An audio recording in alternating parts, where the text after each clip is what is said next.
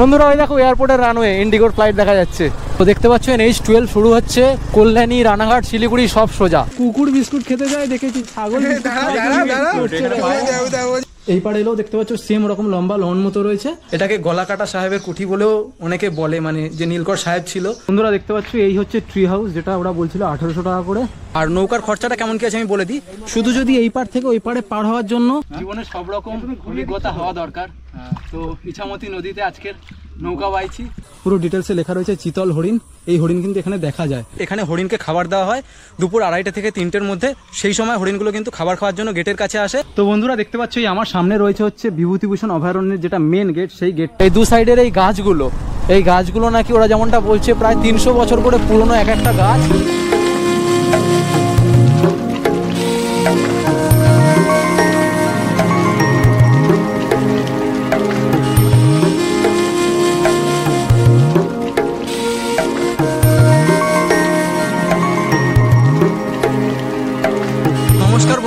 Good afternoon, আমি দীপাঞ্জন। আজকের আমি এমন একটা জায়গায় এসেছি, আজকের একই দিনে আমি তোমাদেরকে নীলকুঠি সাহেবের বাড়ি, বিভূতিভূষণ অভয়ারণ্য, ইছামতি নদীতে নৌকা বিহার এবং তারও সাথে তোমরা যদি ট্রি হাউসে থাকতে চাও সেই ট্রি হাউসে থাকার সমস্ত বিবরণ এবং কলকাতা থেকে এখানে আসার রুট ডিটেল সমস্ত কিছু আজকের এই ভিডিওতে থাকছে। এবং যদি সময় হয় আমরা আজকে বাংলাদেশ বর্ডারও ভিজিট করবো। একই ভিডিওতে আজকে তোমরা এই সমস্ত ডিটেলস পাবে এবং এখানে এসে এই জিনিসগুলো তোমরা করতে গেলে কত টাকা কি খরচা হবে সমস্ত ডিটেলস পাবে। এখন আমরা বিভূতিভূষণ অভয়ারণ্যের মধ্যে রয়েছে, এই অভয়ারণ্যটা ঘুরে দেখছি। বাকি চলো ভিডিওটা শুরু করা যায় একদম শুরু থেকে। তোমরা একদম শুরু থেকে ভিডিওটাকে দেখতে থাকো। সো গুড মর্নিং এভরিওয়ান, কেমন আছো তোমরা সবাই? আশা করছি তোমরা সবাই খুব ভালো আছো। একটা নতুন রাইডের ভিডিওতে তোমাদের সবাইকে স্বাগত জানাচ্ছি। আজকের রাইডটা মোটামুটি বাড়ি থেকে 120 কিলোমিটার দেখাচ্ছে গুগল মামা। বাকি কোথায় যাচ্ছি সেটা তোমাদের আগে বলছি। এখন সবার আগে করাতে হবে বাইকে ফুয়েল আপ। তো চলো ফুয়েল আপটা করিয়ে নিই। পেট্রোল হবে তো নর্মাল?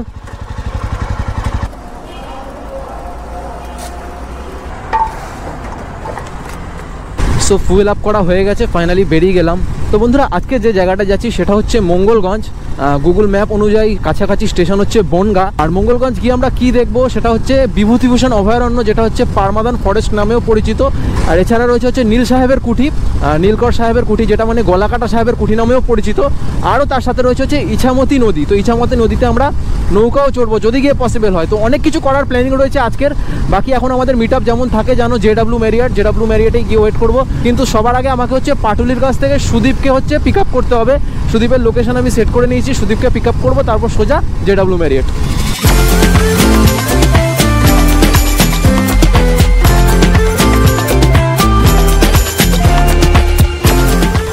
একটু লেট হয়ে গেল আমার। আর কি হবে, 6:20 বাজে, 6:30 টাইম দিয়েছিল ওরা। প্রত্যেকবারে আমি গিয়ে দাঁড়িয়ে থাকি অন্তত আধা ঘন্টা করে। তো চলো বেরোনো যাক। এবার হচ্ছে মিটিং পয়েন্ট জেডাব্লিউ ম্যারিয়ট। বাঁদিকে সায়েন্স সিটি। আর মা ব্রিজে উঠবো না, মা ব্রিজকে বাঁ সাইডে রেখে আমরা চলে যাচ্ছি সামনে। তো চলে এসছি আমাদের মিট আপ লোকেশানে। এই হচ্ছে জেডাব্লিউ ম্যারিয়ট, দেখতে পাচ্ছ সামনে। আর এই সামনে যে সিগন্যালটা পড়বে এই সিগন্যালটা পার করে গিয়েই দাঁড়াবো। তো ঘড়িতে এখন টাইম হচ্ছে 6:45। আর আমরা এসে দেখতে পাচ্ছ এই আগের মতোই বর্তমান ভবনের সামনে ওয়েট করছি আমি আর সুদীপ। আর বাকি 6 জন এখন আসবে, কখন আসবে কোনো পাত্তা নেই। আমরা প্রত্যেকবারের মতো আমি এখানে এসে ওয়েট করি, আজকে সুদীপ আমার সাথে এসে ওয়েট করছে। এখন দেখা যাক কখন আসে তারা। ওকে, তো ঘড়িতে সময় এখন 7:05 আর আমরা বেরিয়ে গেছি। আর আমাদের যে গ্রুপে 8 জন যাওয়ার কথা ছিল 2 জন ক্যান্সেল হয়ে গেছে, 6 জন যাচ্ছি টোটাল। আর দেখতে পাচ্ছ এই সামনে যে দুটো বাইক যাচ্ছে, এই বাইকে রয়েছে হচ্ছে ভাই রঞ্জিত। এই ভাইকে চিনি না, প্রথমবার যাচ্ছি একসাথে কোথাও। সামনে 2 জন রয়েছে, স্কুটিতে চালাচ্ছে হচ্ছে আকাশ, আর পিছনে বসে আছে সুরজিৎ। যারা তোমরা শান্তিনিকেতনের ভিডিও দেখেছো তারা এদের 2 জনকে অবশ্যই চিনবে। আর একজন বাকি রয়েছে কুশলকে তুলে তারপর আমরা বেরিয়ে যাব। তো ফাইনালি আমাদের টিম ফুল রেডি হয়ে গেছে। যে একজন বাকি ছিল কুশলও চলে এসছে দেখতে পাচ্ছ। আর এখান থেকে আমাদের ডেস্টিনেশন বাকি দেখাচ্ছে হচ্ছে 82 কিলোমিটার অ্যাজ পার গুগল। তো বাড়ি থেকে কিছু টিফিন করে বেরোয়নি কেউই আমরা। তো এখন সবার আগে হচ্ছে আমাদের ব্রেকফাস্ট করতে হবে, তার জন্য একটা ভালো জায়গা দেখতে হবে। তো এদিকে এই উপরে যে রাস্তাটা উঠে যাচ্ছে এটা হচ্ছে এয়ারপোর্টের টার্মিনাল 2 উঠে যাচ্ছে। আর আমরা সোজা বেরিয়ে যাচ্ছি। এই হচ্ছে যাচ্ছে এয়ারপোর্টের রাস্তা, এইভাবে ঘুরে যাচ্ছে। বন্ধুরা ওই দেখো এয়ারপোর্টের রানওয়ে, ইন্ডিগোর ফ্লাইট দেখা যাচ্ছে। তো এই রাস্তার পাশে আমরা একটা ধাবা দেখতে পেয়েছি, এখানটা এখন আমরা দাঁড়াই ব্রেকফাস্টটা করার জন্য, কারণ খিদে বিশাল জোর পেয়ে গেছে। ওকে, তো বন্ধুরা রাস্তার পাশে দেখতে পাচ্ছ এই ধাবাটা, এখন আমরা দাঁড়িয়েছি। আর এই সামনে যে রাস্তাটা দেখতে পাচ্ছ এটা কিন্তু বনগাঁ কুলপি রোড, আমরা ওই দিকটায় যাব। আর এই রাস্তাটা কিন্তু আসার পথে পরপর অনেকগুলো ধাবা রয়েছে, তোমরা যদি রাস্তা আসে এখান থেকে কিন্তু তোমরা ব্রেকফাস্ট করতেই পারো। বাকি খাবার কেমন খেয়ে আমরা জানাচ্ছি। আর এখান থেকে এখন আমাদের ডেস্টিনেশন বাকি রয়েছে হচ্ছে 58 কিলোমিটার। তো এখন ঘড়িতে বাজে হচ্ছে 8টা 20। চলো ব্রেকফাস্টটা করে নেওয়া যাক।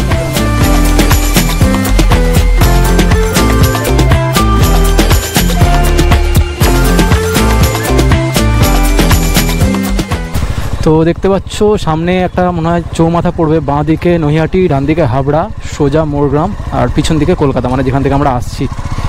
তো এই জায়গাটার নাম হচ্ছে আওয়াল সিদ্ধি। আর এই বাঁ দিকে চলে গেছে নৈহাটি, ডান দিকে হাবড়া।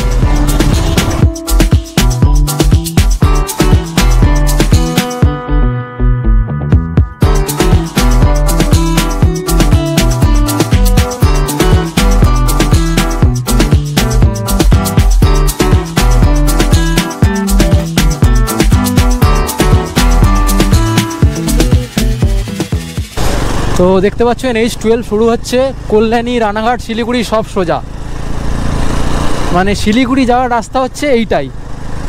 তো বনগাঁ 31 কিলোমিটার, হাবড়া 62 কিলোমিটার, মানে NH12 থেকে উপর থেকে আমরা নিচে নেমে এসে আমাদের একটা ডান দিকে ঘুরতে হলো।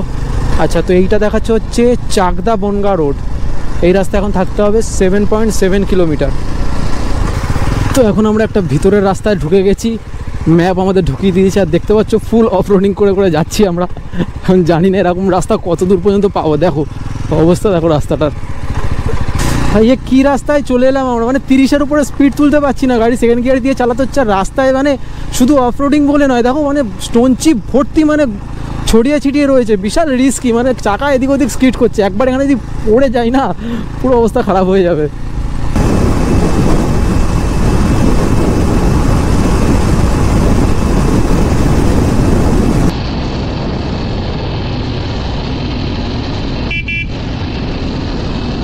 তো আমরা অলমোস্ট প্রায় নীলকুঠি চলে এসেছি, এখান থেকে আর 200 মিটার রাস্তা দেখাচ্ছে। কিন্তু আমি এই নীলকুঠি যে রাস্তা দিয়ে আমরা আজকের এলাম, এই রাস্তা সম্পর্কে কিছু বলতে চাই তোমাদের।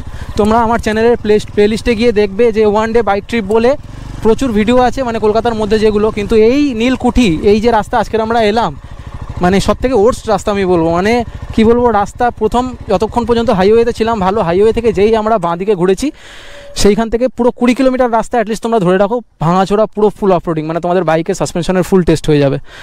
তো অবশেষে আমরা নীলকুঠি এসে পৌঁছালাম। এই দেখতেই পাচ্ছ আমাদের সামনে রয়েছে নীলকুঠি।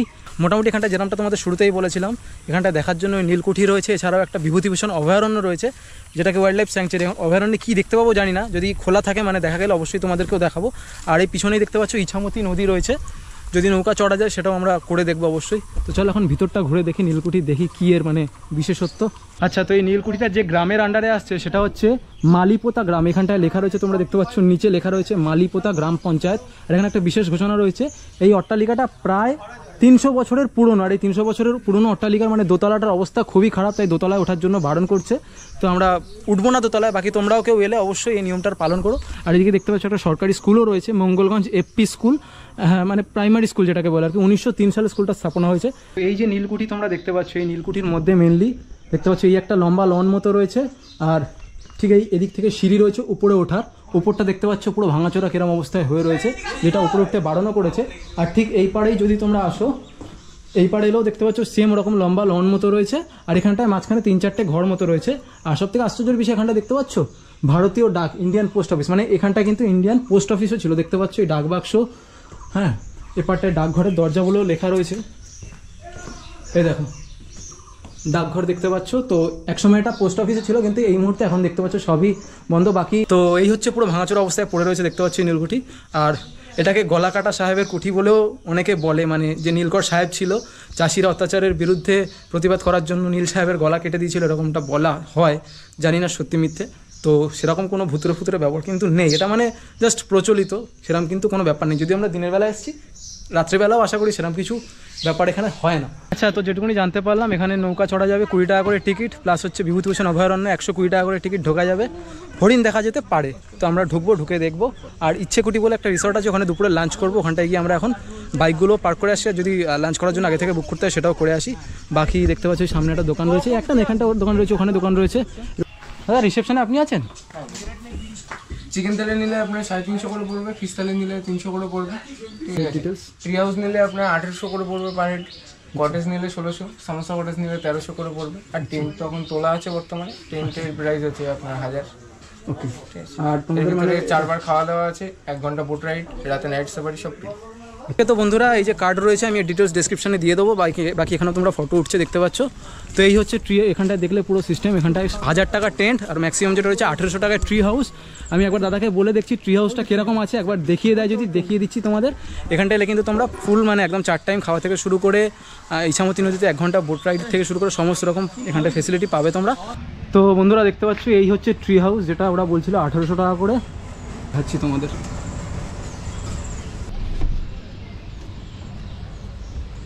তো এই হচ্ছে দেখতে পাচ্ছ ট্রি হাউস। এখানটা এরকম বেড রয়েছে, এসি রয়েছে, একটা আয়না রয়েছে, প্লাস বাথরুমটাও দেখিয়ে দিচ্ছি তোমাদের। আচ্ছা, এই হচ্ছে শাওয়ার রয়েছে, ওয়েস্টার্ন কোমোড রয়েছে, জল সব ঠিকঠাকই আছে মোটামুটি। আর এদিকে আর একটা দরজা রয়েছে, এই দরজাটা যদি খুললে এখান থেকে একটা ব্যালকনি ভিউ রয়েছে দেখতে পাচ্ছ।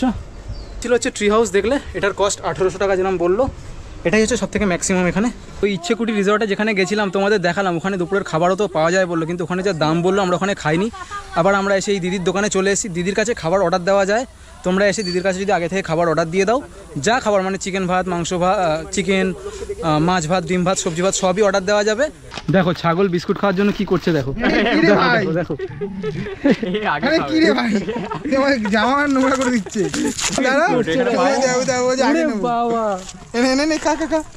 দেখো দেখো দেখো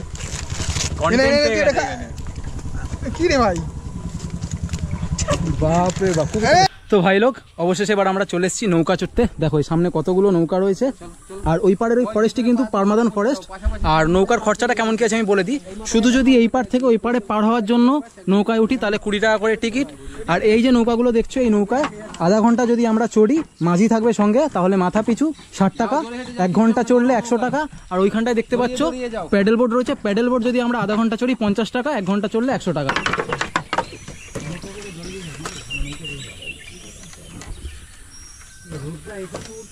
তো আমাদের নৌকা চালু হয়ে গেছে দেখতে পাচ্ছ, নৌকায় আমরা সবাই বসে পড়েছি আর ইছামতি নদীতে আমরা নৌকা চড়ছি।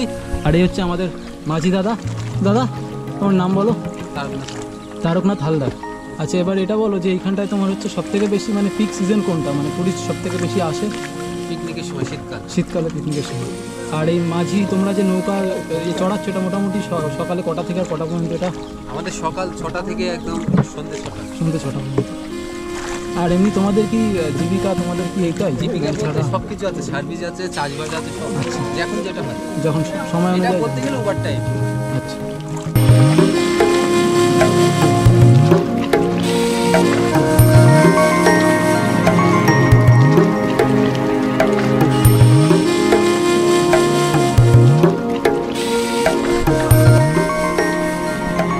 সব রকম অভিজ্ঞতা হওয়া দরকার।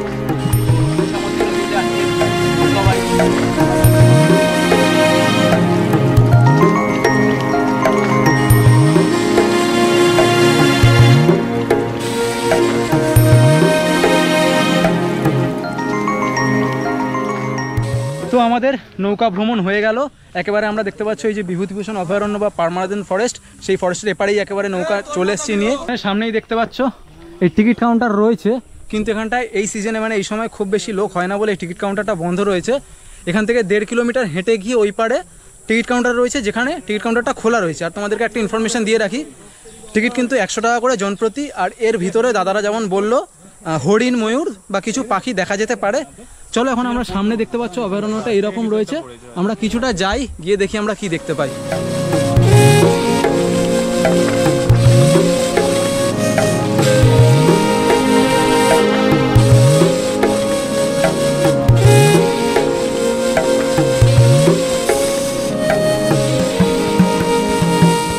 হরিণ তো এখনো দেখতে পাইনি, তবে হনুমান দেখতে পেয়েছি, তোমাদের দেখাচ্ছি।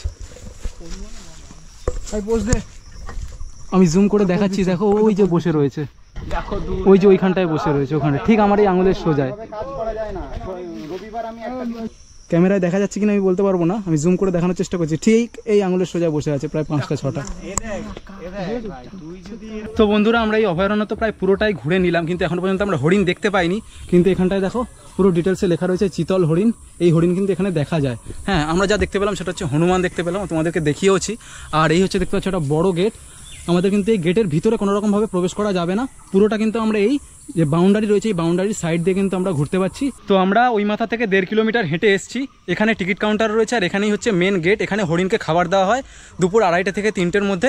সেই সময় হরিণগুলো কিন্তু খাবার খাওয়ার জন্য গেটের কাছে আসে, তখন ওদেরকে দেখা যাবে। আর এই পারটায় তোমরা দেখতে পাচ্ছ ওদিকে কিন্তু ওয়াশরুম রয়েছে, এখানটায় লেখাও রয়েছে, ওদিকে ওয়াশরুম রয়েছে। আর ওই পারে হচ্ছে টিকিট কাউন্টার, যেখান থেকে এখন আমাদের টিকিটটা কাটতে হবে। আর ওখানটায় কিন্তু ঠান্ডা জলও পাওয়া যাবে, দাদা বলে দিল। বন্ধুরা অবশেষে আমরা একটা খাঁচা দেখতে পেয়েছি, বড় দেখো, বিশাল বড় একটা খাঁচা। আর এর ভিতরে কচ্ছপ রয়েছে, ম্যাকাও রয়েছে, ময়ূর রয়েছে, সমস্ত কিছু রয়েছে। দেখো সামনে দেখো কচ্ছপের বাচ্চাগুলো, দেখো কতগুলো কচ্ছপের বাচ্চা, দেখো ওই গাছটার গোড়ায় দেখো কতগুলো। এই সামনে রয়েছে এই ছোট্ট জলাশয়টার ভিতরেও কতগুলো রয়েছে, একদম বাচ্চা বাচ্চা ছোট ছোট কচ্ছপ ভর্তি। আর এদিকটায় রয়েছে ম্যাকাও পাখি, যদিও ক্যামেরায় বোঝা যাচ্ছে কিনা আমি জানি না। ওইখানটায় ম্যাকাও রয়েছে, যেখানটায় কচ্ছপ রয়েছে সেই জায়গাগুলো কিন্তু কাঁচ দিয়ে ঘেরা রয়েছে। দেখো আচ্ছা, এখানটায় কাঠবেড়ালি রয়েছে, ওই দেখো ছোলা খাচ্ছে কাঠবেড়ালি। আর পাখি যেখানটায় রয়েছে সেখানে খাঁচা দিয়ে ঘেরা রয়েছে। তো ওই দিকটায় দেখো দেখা যাচ্ছে এই ময়ূর বসে আছে, যেটা বলছিলাম, এই একটা ময়ূর। আর ওই পারে ওখানটায় কিন্তু আর একটা ময়ূর রয়েছে। তো বন্ধুরা দেখতে পাচ্ছ এই আমার সামনে রয়েছে হচ্ছে বিভূতিভূষণ অভয়ারণ্যের যেটা মেন গেট, সেই গেটটা। আর এই গেটের বাঁ দিকেই রয়েছে টিকিট কাউন্টার, দেখতে পাচ্ছ এখানটায় পুরো ডিটেলস দেওয়া রয়েছে, টিকিট প্রাইস কত করে কি আমি তোমরা পজ করে দেখে নিও। আর এই গেটের ভিতর থেকে ঢুকে কিন্তু নদী পার হয়ে ওপার আর একটা গেট রয়েছে। আর আমার পিছনে ঠিক এই রাস্তা চলে যাচ্ছে, এটা কিন্তু বনগাঁ রানাঘাট ওই দিক থেকে এই রাস্তাটা আসছে, মানে মেন গেট কিন্তু অ্যাকচুয়ালি এইটাই। আর ওই গেটটা যখন মানে খুব পরিমাণে পিক সিজন হয়, লোকজন বেশি হয়, তখন ওই গেট থেকে টিকিট বিক্রি হয়। এই ছিল হচ্ছে মোটামুটি বিভূতিভূষণ অভয়ারণ্য। দেখলাম আমরা পুরোটা ঘুরে দেখলাম। এখন হরিণের জন্য হরিণ দেখতে গেলে কিন্তু আমাদের তাহলে 2:30 থেকে 3টে পর্যন্ত ওই জায়গাটাই ওয়েট করতে হবে। তো বন্ধুরা পারমাদান অভয়ারণ্য ঘুরে এসে আমরা ফাইনালি খেতে বসেছি। প্রচণ্ড জোর খিদে পেয়েছে, সেই সকালবেলার ব্রেকফাস্টটা করেছিলাম। দেখো কোথায় আমরা খেতে বসেছি, দেখো এই দেখতে পাচ্ছ একটা পার্ক মতো রয়েছে, এর ভিতরে আমরা নিচে খেতে বসেছি।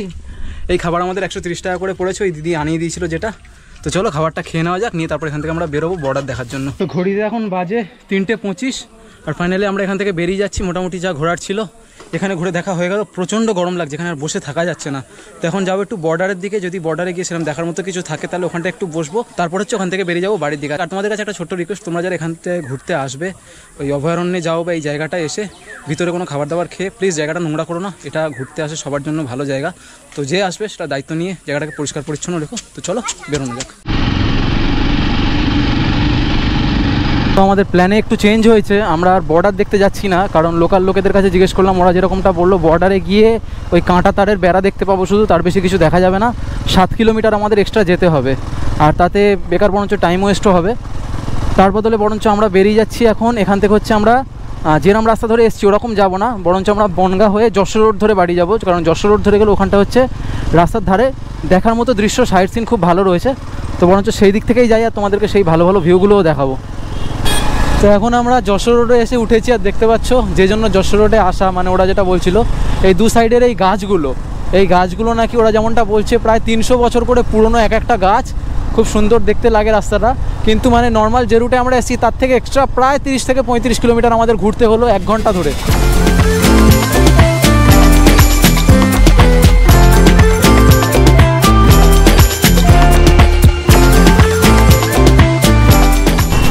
অবশেষে আমরা ওই যশোর রোড ছেড়ে NH-12-এ উঠলাম। তো আমি জীবনে প্রথমবার এই যশোর রোডে এলাম। আমার যেটা অভিজ্ঞতা হলো আমি তোমাদের সাথে শেয়ার করতে চাই, যাতে তোমরা যারা মানে কলকাতার দিক থেকে বা দক্ষিণ চব্বিশ পরগনার দিক থেকে এই যশোর রোডে কখনো দরকারে আসবে, বা যেমন আজকের আমি যেখানে গেলাম সেদিক থেকে ফেরার সময় তোমরা যদি কখনো যশোর রোডে মানে হয়ে ফেরো, দেখো যশোর রোডটা হচ্ছে দুপারে অনেক পুরনো মানে প্রায় 200-300 বছর পুরনো গাছ দিয়ে ঘেরা, সেই জন্য খুব দেখতে ভালো লাগে ঠিকই।